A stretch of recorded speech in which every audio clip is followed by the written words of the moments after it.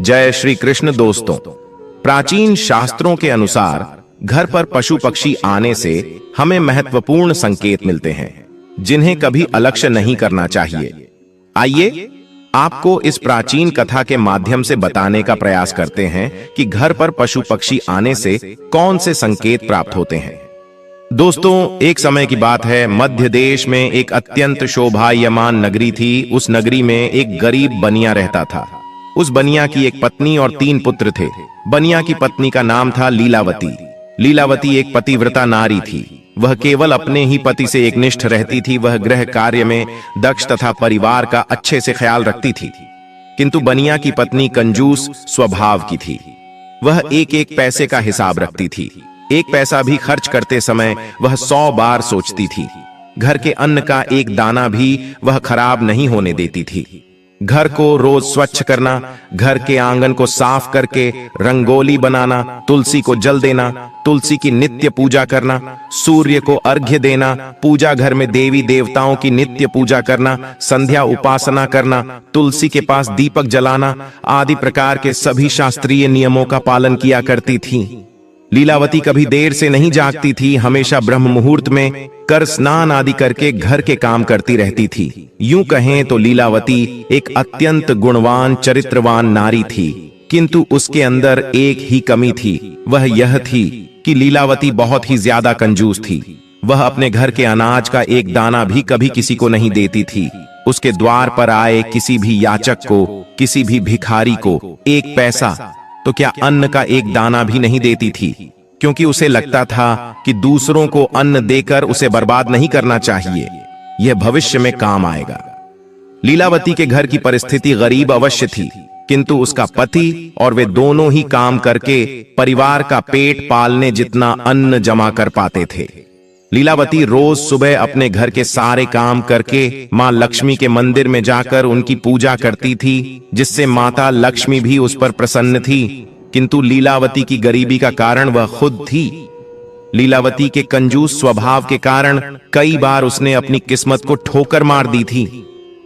दोस्तों, माता लक्ष्मी लीलावती की भक्ति से अत्यंत प्रसन्न थी। मां लक्ष्मी लीलावती को वह सब कुछ देना चाहती है जिससे लीलावती की दरिद्रता दूर हो जाए और उसे सुख समृद्धि की प्राप्ति हो।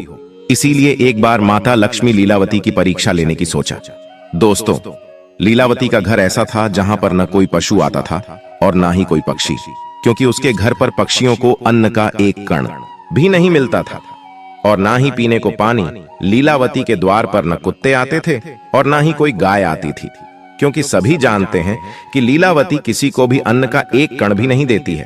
फिर एक दिन एक चिड़िया लीलावती के घर पर आती है और चारों ओर घूमने लगती है। लीलावती के घर पर उसे कहीं पर भी अन्न का एक कण भी दिखाई नहीं देता है। वह चिड़िया सोचती है, अजीब बात है, इस घर पर ना अन्न का दाना है और ना ही पक्षियों को पीने के लिए पानी है। लगता है इस घर में रहने वाले लोग बहुत दरिद्री हैं। वह चिड़िया दूसरे दिन भी उस घर पर आती है, लेकिन उसे कोई दिखाई नहीं देता है और ना ही अन्न का दाना भी दिखाई पड़ता है, जिससे वह चिड़िया बहुत दुखी हो जाती है। फिर चिड़िया सोचने लगती है, आज मैं इस घर में रहने वाली स्त्री से बात अवश्य करूंगी। फिर चिड़िया लीलावती के घर के सामने बैठ जाती है। कुछ देर बाद लीलावती घर से बाहर आती है तो देखती है कि एक चिड़िया उसके घर के सामने बैठी है। लीलावती उस चिड़िया को भगाने लगती है, लेकिन वह चिड़िया वहां से नहीं जाती है। फिर लीलावती झाड़ू लेकर उस चिड़िया को भगाने के लिए उसके पीछे लगती है, लेकिन वह चिड़िया फिर से उड़कर वापस आ जाती है। कुछ देर तक चिड़िया को भगाने की कोशिश करने पर लीलावती थक जाती है और वहीं पर आंगन में बैठ जाती है और कहने लगती है, हम कितनी मेहनत करके अन्न जमा करते हैं और यह पशु पक्षी चले आते हैं उसे बर्बाद करने के लिए। फिर लीलावती उस चिड़िया की तरफ देखते हुए उस चिड़िया से कहने लगती है, चिड़िया, तुम चुपचाप यहां से चली जाओ, मैं तुझे एक दाना भी नहीं डालने वाली हो। फिर वह चिड़िया कहती है, हे देवी, मैं बहुत दूर से उड़कर तुम्हारे घर पर आई हूं, कृपया मुझे कुछ खाने के लिए दे दो तो बड़े उपकार होंगे। चिड़िया की बात सुनकर लीलावती बोलती, चिड़िया, तुम मुझे माफ कर, मैं तुझे अन्न का एक दाना भी नहीं दे सकती। मेरे घर में तुझे देने के लिए कुछ भी नहीं है। हम ही रोज भूखे सोते हैं तो दूसरों को क्या खिलाएंगे। इस प्रकार से लीलावती उस चिड़िया से झूठ बोलती है। फिर वह चिड़िया कहने लगती है, हे देवी, आप तो बड़ी कंजूस हो, घर पर अनाज होकर भी झूठ बोल रही हो। जाओ, अब से मैं तुम्हारे घर पर कभी नहीं आऊंगी। ऐसा कहकर वह चिड़िया वहां से चली जाती है। फिर दूसरे दिन उस लीलावती के घर पर एक मोर आता है और अन्न की तलाश में इधर उधर घूमने लगता है, लेकिन उसे अन्न का एक दाना भी नहीं मिलता। उस मोर को देखकर लीलावती हाथ में डंडा लेकर उसे भगाने लगती है ताकि वह उसके पेड़ पौधों को न खाए। फिर वह मोर बोलने लगता है, हे देवी, आप क्या कर रही हो? मुझे क्यों मार रही हो? लीलावती उस मोर से कहती है, मोर, तू जल्दी भाग, यहां से तू भी आ गया। मुफ्त का खाने के लिए यहां तेरे लिए कुछ भी नहीं है। कहीं और जाकर अपना पेट भर, हमारे घर में अन्न का एक दाना भी नहीं है। इस प्रकार से लीलावती मोर को भी झूठ बोलती है। फिर वह मोर कहता है, हे देवी, आप झूठ बोल रही हो। आपके घर में अनाज होकर भी आप थोड़ा सा अनाज मुझे भूखे प्राणी को नहीं दे रही हो। इससे आपको पाप लगेगा।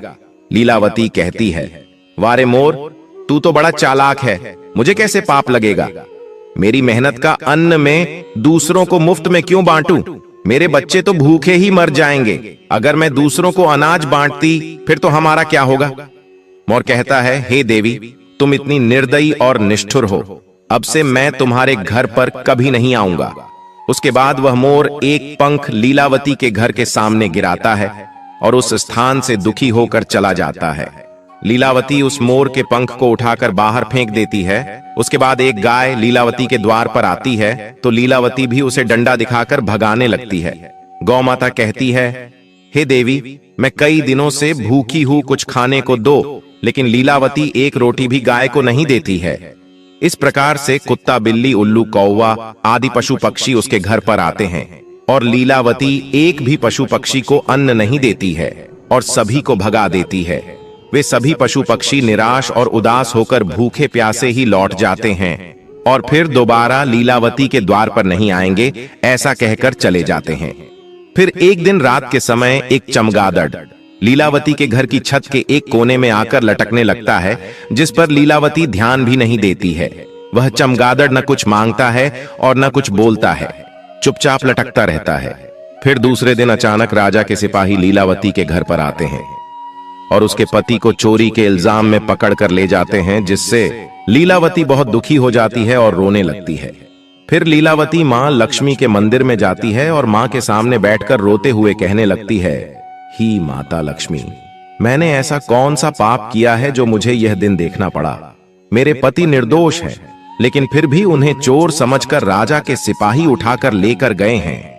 हे मां, मेरी रक्षा करो। तब देवी लक्ष्मी उसके सामने प्रकट हो जाती है और कहती हैं, है पुत्री, शोक मत करो, यह सब कुछ तुम्हारे ही कर्मों का फल है। मैंने तुम्हारी दरिद्रता दूर करने के लिए तुम्हारे घर पर पशु पक्षियों को भेजा था, किंतु तुमने उन्हें अपमानित करके घर से निकाल दिया। अन्न का एक दाना भी उन्हें नहीं डाला। इसी कारण से वे सभी पशु पक्षी निराश और दुखी होकर लौट गए। पुत्री, सबसे पहले तुम्हारे घर पर चिड़िया आई थीं। चिड़िया का घर पर आना सुख समृद्धि का सूचक होता है। जिस घर में चिड़िया अपना घोंसला बना लेती है, उस घर में हमेशा आनंद और खुशहाली रहती है। घर का वातावरण सुखद रहता है। घर में यदि कहीं भी चिड़िया बीट कर देती है तो यह भी बहुत अच्छा संकेत होता है।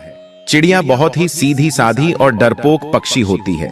वह जल्दी किसी के करीब नहीं जाती है, लेकिन यदि चिड़िया घर में बिना किसी डर के आने जाने लगे तो उस घर में धन संपत्ति का आगमन होता है। इसीलिए घर पर चिड़िया आए तो उसे दाना डालना चाहिए, उसे पानी पिलाना चाहिए। मैंने ही तुम्हारी दरिद्रता को दूर करने के लिए उस चिड़िया को तुम्हारे घर पर भेजा था, किंतु तुमने ऐसा नहीं किया। तुम्हारे घर पर आई लक्ष्मी को तुमने खुद ठोकर मारकर भगा दिया। फिर तुम्हारे घर पर मोर आया था, जिसे भी मैंने ही भेजा था। मोर एक अत्यंत पवित्र पक्षी है। यह देवी सरस्वती का वाहन है। मोर का घर पर आना शुभ संकेत होता है। इसके घर पर आने से मनुष्य को बुद्धि और ज्ञान की प्राप्ति होती है। उस घर में निवास करने वाले मनुष्यों का विकास होता है। किंतु तुम्हारे घर पर आए उस मोर को तुमने भोजन नहीं दिया और उसे भी अपने घर से भगा दिया। उस मोर में तुम्हारे घर के सामने पंख भी गिराया था। मोर का पंख घर में रखने से भी घर की उन्नति होती है, किंतु तुमने उस पंख को भी उठाकर फेंक दिया है। पुत्री, मैंने तुम्हारे भले के लिए ही मोर को भेजा था, किंतु तुमने उसे भी अपमानित कर दिया। मां लक्ष्मी कहती हैं कि पुत्री, फिर मैंने तुम्हारे घर पर साक्षात कामधेनु गाय को भेजा था, जो तुम्हारी सभी मनोकामनाओं को पूर्ण करने के लिए ही आई थी, किंतु तूने उसे भी अपमानित करके बिना रोटी खिलाए ही घर से भगा दिया। तुमने अपने घर पर आई हुई साक्षात देवी कामधेनु को ही निकाल दिया। मां लक्ष्मी कहती हैं, हे पुत्री, इतना ही नहीं, मैंने मेरे वाहन उल्लू को भी तुम्हारे घर पर भेजा था, तुमने उसे भी अपने घर से निकाल दिया। वह उल्लू तुम्हारी दरिद्रता को दूर करने के लिए ही आया था, किंतु तुम्हारी कंजूसी के कारण वह भी उदास होकर लौट गया। फिर तुम्हारे घर पर कबूतर आया था। कबूतर पति पत्नी के संबंध मजबूत बनाता है। जिस घर पर कबूतर आता है उस घर में रहने वाले पति पत्नी को कभी वियोग का सामना नहीं करना पड़ता है, किंतु तुमने उस कबूतर को भी अपमानित करके भगा दिया, जिस कारण से तुम्हारे पति से वियोग हो गया है। पुत्री, तुमने तुम्हारे घर पर आए हुए सभी पशु पक्षियों को अपमानित करके घर से निकाल दिया। यह सभी शुभ पक्षी हैं। इन पक्षियों का घर पर आना बहुत शुभ होता है। जिस स्थान पर भी यह पक्षी आते हैं, घोंसला बनाते हैं, उस घर की कभी अधोगति नहीं होती है, उस घर का विकास होता है। जब चिड़िया घर पर आती है तो धन संपत्ति में वृद्धि होती है। घर में चिड़िया घोंसला बनाती है तो उस घर में मेरा स्थायी वास रहता है। उस घर में सदैव ही धन का आगमन होता रहता है। जिस घर के मुख्य द्वार पर रोजगार आते हैं और जो स्त्री रोज गाय को पहली रोटी खिलाती है, तो उस घर में कभी अन्य धान्य की कमी नहीं होती है। गाय को रोटी खिलाने वाली स्त्री की सभी मनोकामनाएं पूर्ण होती हैं। उल्लू जिस घर पर आकर बैठता है और जलपान करता है, तो उस घर पर कभी विपत्ति नहीं आती है। उस घर में रहने वाले लोगों पर कभी झूठे आरोप नहीं लगते हैं। उल्लू तो मेरा ही वाहन है, उसके घर पर आने से धन का आगमन होता है। हे पुत्री, यह सभी शुभ पशु एवं पक्षी हैं। इन्हें कभी दुत्कारना नहीं चाहिए, इन्हें अन्न और जल देना चाहिए, किंतु तुमने ऐसा नहीं किया।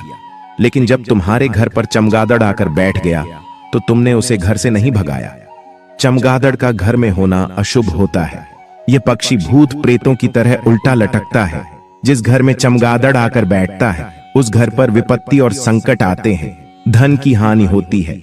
इसी कारण से ही तुम्हारे पति को चोरी के झूठे आरोप में राजा के सिपाही लेकर गए हैं।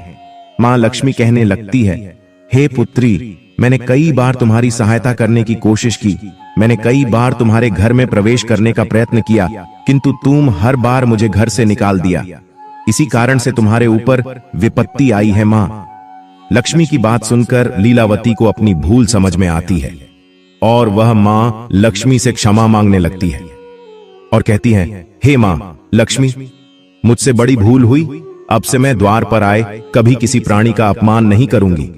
फिर मां लक्ष्मी अंतर्ध्यान हो जाती है और लीलावती लौटकर अपने घर पर चली आती है। घर पर आते ही लीलावती सबसे पहले उस चमगादड़ों को घर से निकाल देती है और अपने घर के आंगन में पशु पक्षियों के लिए जल और दाना रख देती है। फिर अगले दिन उसके द्वार पर वह चिड़िया आती है। लीलावती बड़े ही प्रेम से उस चिड़िया का स्वागत करती है, उसे अन्न खिलाती है। फिर गौ माता आती है तो लीलावती एक रोटी निकालकर गौ माता को खिला देती है। फिर मोर आता है तो लीलावती उसे भी अन्न खिलाती है। इस प्रकार से अनेक पशु पक्षी लीलावती के द्वार पर आते हैं और भोजन से संतुष्ट होकर लौट जाते हैं। फिर अगले ही दिन लीलावती का पति घोड़े पर बैठकर घर पर आता है। उसके हाथ में एक बड़ी सी गठरी होती है। लीलावती अपने पति को देखकर बहुत प्रसन्न होती है और पैर छूकर उनका आशीर्वाद लेती है और पूछने लगती है, प्राणनाथ, इस गठरी में क्या है? तो उसका पति बोलता है, राजा ने गलती से मुझे चोर समझकर पकड़ लिया था, किंतु जब राजा को पता चला कि मैंने चोरी नहीं की तो उन्हें बहुत पछतावा हुआ और उन्होंने मुझसे क्षमा मांगकर बहुत सारा धन और या घोड़ा देकर मुझे विदा किया। इस चमत्कार को देखकर लीलावती बहुत प्रसन्न हो जाती है और मां लक्ष्मी का अनेक बार धन्यवाद करने लगती है। तो दोस्तों, इस प्रकार से हमारे घर पर आने वाले पशु पक्षियों से हमें शुभ और अशुभ संकेत मिलते हैं। दोस्तों, कई लोग छिपकली को देखकर डर जाते हैं और उसे तुरंत ही घर से भगा देने का प्रयास करते हैं। कुछ लोग तो बिना जाने ही क्रोध में आकर छिपकली को मार देते हैं, लेकिन शायद आप नहीं जानते कि छिपकली का घर में आना बहुत ही शुभ संकेत होता है। छिपकली का संबंध धन की देवी लक्ष्मी से होता है। अगर आपके घर पर छिपकली आती है तो उसे मारना नहीं चाहिए। अगर छिपकली तुलसी के पौधे के पास दिखाई पड़ती है तो यह शुभ संकेत होता है। मां लक्ष्मी आप पर प्रसन्न है। अगर आपके घर के मंदिर में छिपकली प्रवेश करती है तो यह संकेत है कि मां लक्ष्मी ने आपके घर में प्रवेश किया है। इसीलिए घर में छिपकली का आना अशुभ संकेत नहीं बल्कि शुभ संकेत माना गया है। तो दोस्तों, उम्मीद है आपको यह कथा पसंद आई होगी। एक बार सच्चे दिल से कमेंट बॉक्स में जय मां लक्ष्मी लिख दें।